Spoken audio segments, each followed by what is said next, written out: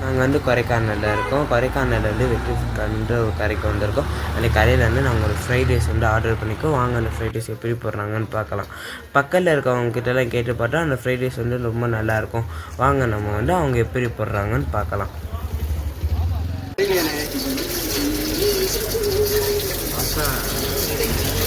நான் வேணாம் சொல்ல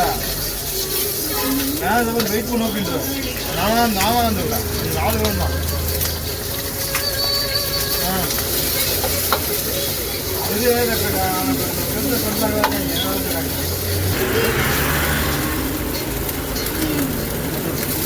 ரெண்டு மசாலா பண்ணி சாப்பிட